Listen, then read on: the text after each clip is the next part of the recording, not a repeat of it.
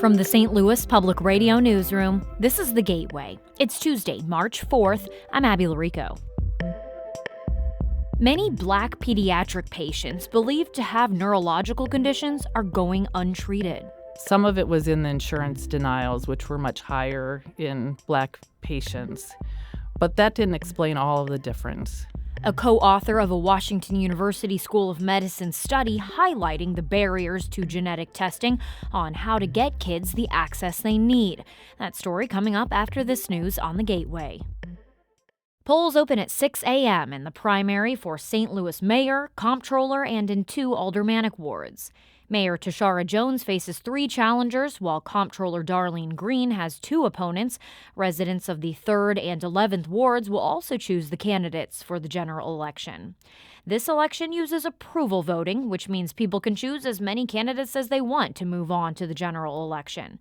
Polls close at 7 p.m. Anyone who's in line at that time can vote. You can find more information about the candidates at our voter's guide at stlpr.org. And if you're heading to the polls or anywhere else around St. Louis today, you may have to navigate some rain and high winds.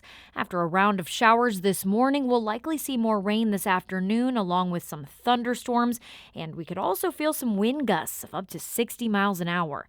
The National Weather Service says there is a slight risk of severe weather this evening, with the main threats being hail and possibly a tornado. A Missouri House bill seeking to prohibit state funds from going to any diversity, equity, and inclusion programs or initiatives was heard in a Senate committee yesterday. The bill's sponsor, Neosho Republican Representative Ben Baker, contends that DEI initiatives actually create divisiveness. The bottom line is we as a state should not be allowing propaganda to creep into the workplace that pushes preferential and unfair treatment of our state workers. Baker added that although Governor Mike Kehoe recently signed an executive order with similar language, Kehoe has reiterated that he thinks the state also needs a law. Kehoe's order says no state funding can be provided specifically to state agencies with policies or programs that support DEI. Baker's bill more broadly limits any state spending. A law firm is helping St. Louis couples prepare for the possibility of the U.S. Supreme Court overturning same-sex marriage.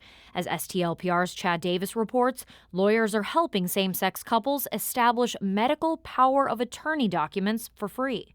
Marler Law Partners is hosting the event. The legal document allows a person to make healthcare decisions for someone who can't make their own. Sarah Marler is founder of Marler Law Partners. She says establishing a medical power of attorney is a stopgap to ensure people are represented by their loved ones. It's important to have that in place, I think, to be able to have someone who is got a nominated person who is their healthcare power of attorney, who is making decisions for them so that it is not just their next of kin. The event is at 6 p.m. Wednesday at St. Paul United Church of Christ. Marler says other events may follow. I'm Chad Davis, St. Louis Public Radio. A federal judge in Chicago is throwing out 4 out of 9 bribery convictions in a case involving a group of former Commonwealth Edison executives and lobbyists. The 2023 ComEd convictions centered around efforts to bribe former Illinois House Speaker Michael Madigan to advance company legislation in Springfield. The convictions that Judge Manish Shah vacated centered on a federal bribery law that the U.S. Supreme Court narrowed last year. Shah gave prosecutors the option of retrying the group with those charges, but it's not clear whether they will do so. But the judge left intact a conspiracy conviction.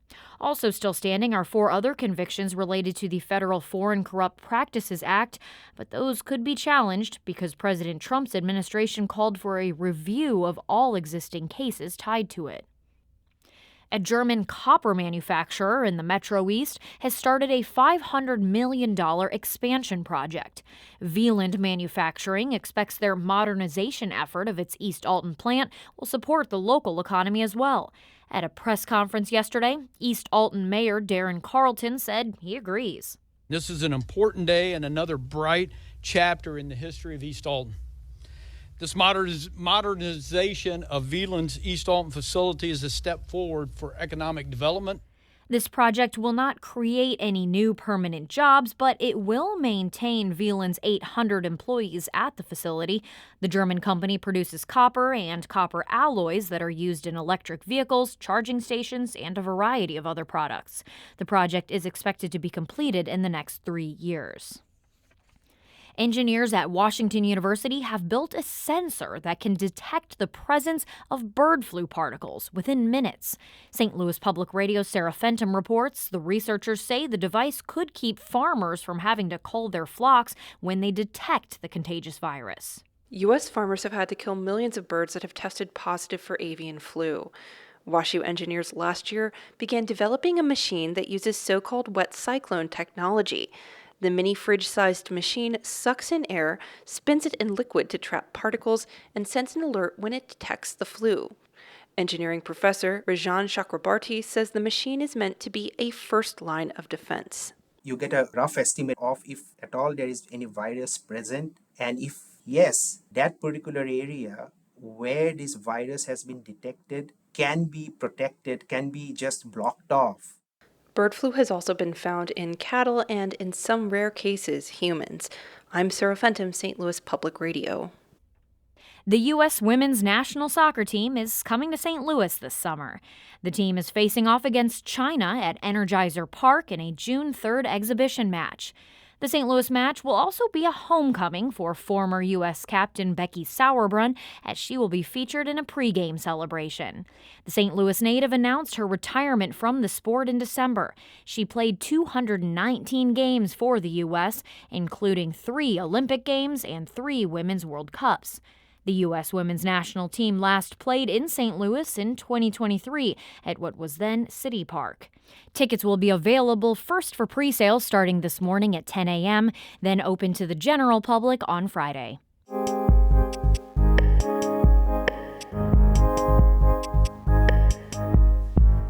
Black pediatric patients believed to have neurological conditions are falling through the cracks. A new study finds that just half of Black patients completed the necessary genetic tests for diagnosis and treatment. St. Louis Public Radio's Marissanne Lewis-Thompson spoke with Dr. Christina Gurnett, co-author of the Washington University School of Medicine study highlighting the barriers that Black families face accessing care. Gurnett says several aspects of the study surprised her. We were surprised overall that this really necessary genetic test, which opens up the possibility for treatments that can only be delivered if we know the genetic test result. We were really surprised that the completion rates were low across all children who we order these tests, but it was striking when we looked at racial differences. What are some of the reasons behind disparities in genetic testing for neurological conditions in children, specifically Black children? We first just looked at the process by which tests are ordered, and we know that a neurologist has to put in the order when the child comes to see us in clinic. And sometimes there's a process delay where the child has to come back either for another visit or to have the testing done. And in that time, the insurance also is queried to see whether it covers the testing. Looking at each of these processes, we could see that there was a breakdown. Some of it was in the insurance denials, which were much higher in Black patients. But that didn't explain all of the difference. We think there were other racial disparities in access to providers, other unmeasured problems with transportation and getting back to do the actual testing. Why is this not seen as essential by insurance companies? Well, the good news is that there's more and more research that's showing that it's very cost-effective to do genetics. The gene test often will give a diagnosis where other much more expensive tests, including imaging studies or metabolic studies, have not been diagnostic of the condition. So I think as we prove that there's cost-effectiveness of this, we'll be able to get more insurance companies to pay. Now, when we're talking about genetic testing, does this also include the parents? Like, do they have to get the test as well? For a lot of children that have severe neurologic problems, we really do like to test the parents as well. There's a new concept in understanding what causes developmental disabilities in children, and a lot of those are brand new variants that happen only in the child. And when we can look at the parent's DNA as well, we can clearly identify the new change that's the underlying cause for the child's disability, because that change is only in their DNA. You work with kids and their families. Before the study, what were they saying broadly to you about their real-life experiences having to navigate this? We know that families who have children, particularly those who have disabilities, are under enormous pressures, not only financially because they have problems holding down jobs when they have children that have complex medical needs, but the cost of the care, the cost of the therapies that they need also make it more challenging. So we're really willing to work with them in whatever way we can to try to make their lives easier. In this case, it means having another resource, another person that they can talk to who can help us get this genetic test for them. What is Washington University School of Medicine's neurology clinic doing to address this problem locally? So the good news about the research that we've done in our own clinics here at Washington University is that we recognize that there was a problem in getting the testing for a lot of children, but particularly for the Black population. We've been very proactive in using this information to advocate for more resources in our clinic.